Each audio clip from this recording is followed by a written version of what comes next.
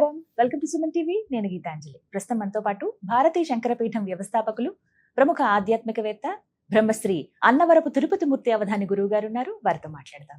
గురుగారు నమస్కారం అండి. ఓం శ్రీ మహాగణాధిపతయే నమః. గురుగారు, ఏప్రిల్ 30వ తారీఖు అక్షయ తృతీయ. అవునమ్మా. విశిష్టత తెలుసుకోవాలి ముందుగా. అయితే ఎప్పటి నుంచో ఉన్నది, అందరూ విధిగా ఇది ఖచ్చితంగా ఈ రోజు ఈ పని చేయాలి అని అనుకున్నది బంగారం కొనడం. సర్వనాశనం కావడానికి మూలం. నేను విన్నాను, అసలు ఎంత అనిపించిందంటే, అసలు ఎందుకు ఇలా వచ్చింది, శాస్త్రంలో చెప్పబడిందా నిజంగా బంగారం కొనమని? సరే, బంగారం కాదంటారు, అసలు ఆ రోజు ఏం చేయాలి, ఎవరి ఆరాధన చేయాలి, నియమాలు, ఉండవలసిన తీరు, ఉండకూడనివి, ఇవి కూడా చెప్పండి. ముందు నేను 2 శ్లోకాలు చెప్తాను. ఆ శ్లోకంలో ఉండేటువంటి అర్థం కనుక అర్థమైతే అసలు నేను వీడియో చేయక్కర్లేదు కూడా.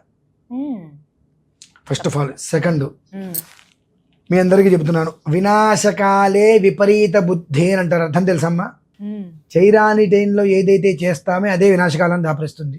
ఆ విపరీత బుద్ధి తీసుకొస్తుంది. ఎట్లా అంటే, అక్షయ తృతీయకి బంగారానికి ఎలాంటి సంబంధము లేకపోయినా కూడా ఎవరో బుద్ధి జ్ఞానం లేని విధవ ఎప్పుడో ఎక్కడో ఏ కారణం చేసి తీసుకొచ్చారో తెలియకుండా అవన్నీ పట్టుకొని వాళ్ళు నేను అక్షయ తృతీయ రోజు నాడు బంగారం కొంటానని చెప్పి సర్వనాశనానికి మూలం నాంది. ఇది ప్రధానం. ఇకపోతే అసలు విషయంలోకి వద్దాం.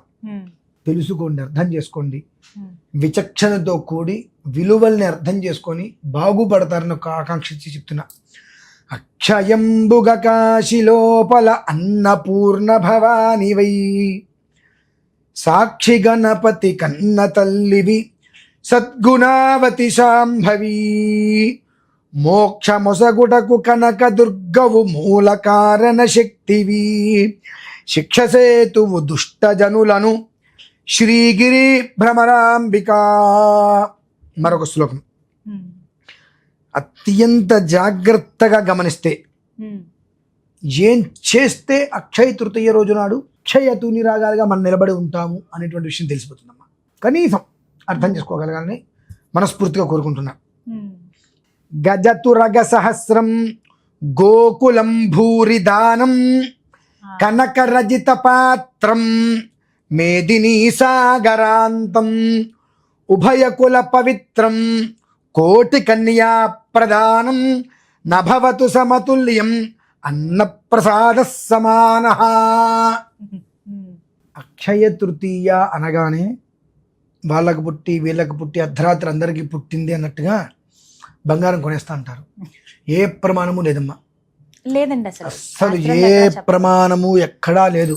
ఎక్కడి నుంచి స్టార్ట్ చేశారు? ఒక 20 సంవత్సరాల క్రితం కూడా లేదు ఇది. ఈ మధ్యగాను బాగా ప్రాపకాండ అయింది. దారుణం అండి. కనీసం గురుగారు ముందు డబ్బులు ఇచ్చేసిన ఆ రోజు వెళ్ళి డెలివరీ తీసుకుంటే చాలు అన్న సెంటిమెంట్ కూడా నేను చాలా మందిలో. తప్పులేదులేమ్మా. అంటే వినాశకాలం రావడానికి ఏదో ఒక కారణం కావాలిగా.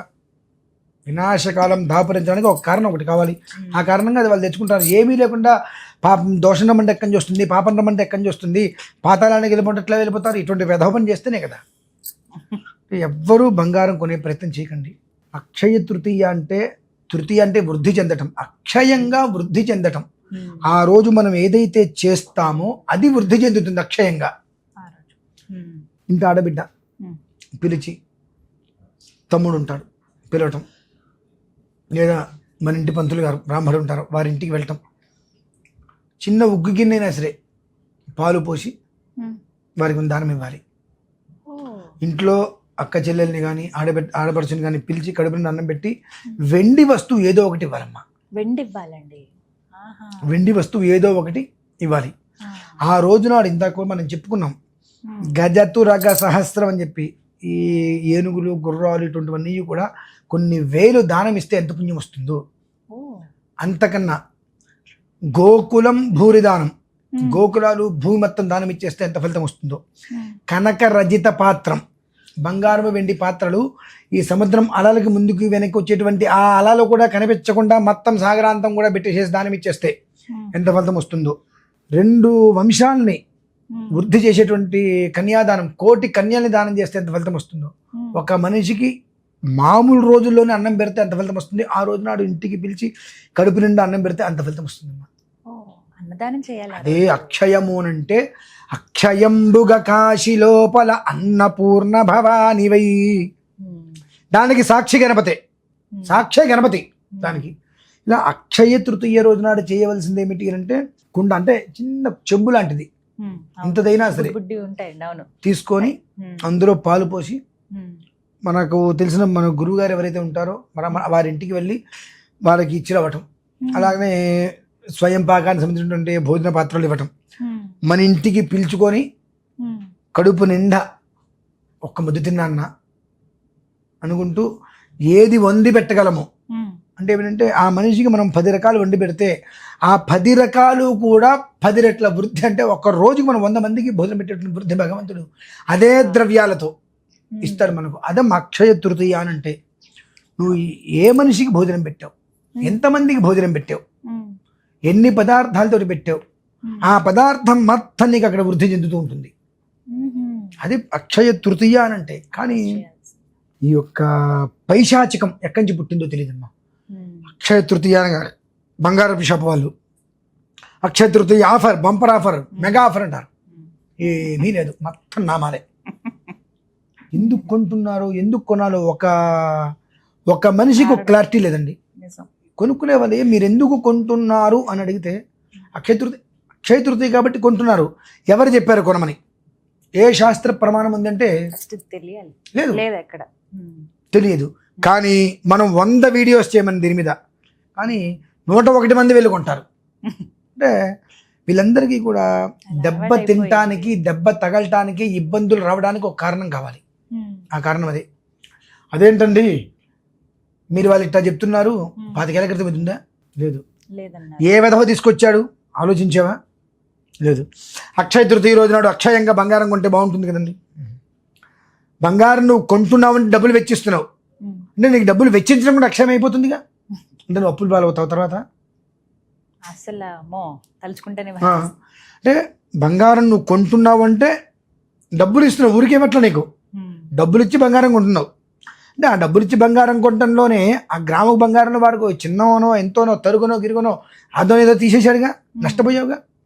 అంటే ఈ రకంగా నువ్వు ఏదైతే కొన్నావో, నువ్వు కొంటే నా దగ్గరకు వచ్చింది అనుకుంటున్నావు, ఆ డబ్బు ఎలా అనిపోయిందిగా. నీకు వచ్చింది ఏదో వస్తుంది విషయం పడితే పోయిందిరా అని అక్షయంగా పోతుందిగా.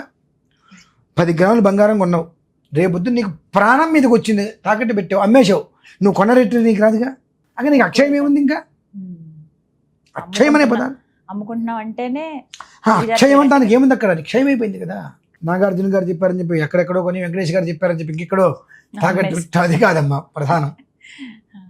ఆ రోజు నాడు నీ ఇంట్లో ఎంతమంది చేయగలిగారు, ఎంత తృప్తిగా చేయగలిగారు, నువ్వు నీ శ్రేయస్సు కోరి నీ శ్రేయోభిలాషగా ఉండేటువంటి ఒక బ్రాహ్మణింటికి లేదంటే గురువుగారింటికి నువ్వెవరింటికి వెళ్ళి వాళ్ళకి పాదపూజ చేసుకొని ఇవ్వగలిగావు, ఈ 2 భగవంతుడి పరిగణలోకి తీసుకుంటాడమ్మా.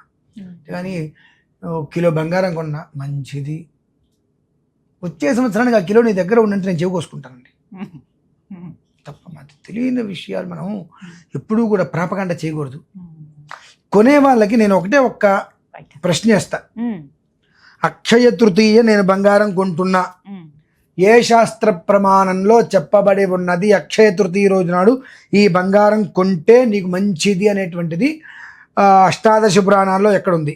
అది కాకుండా విపురాణాలు 108 ఉన్నాయి, ఎందులో చెప్పబడి ఉన్నది అనేటువంటిది ఒక్కటి నాకు ప్రమాణం చూపించమనండి చాలు. అంటే ఆ ప్రమాణం కాకుండా నేను వెళ్ళి కొనుక్కుంటా. అంతే కదండి.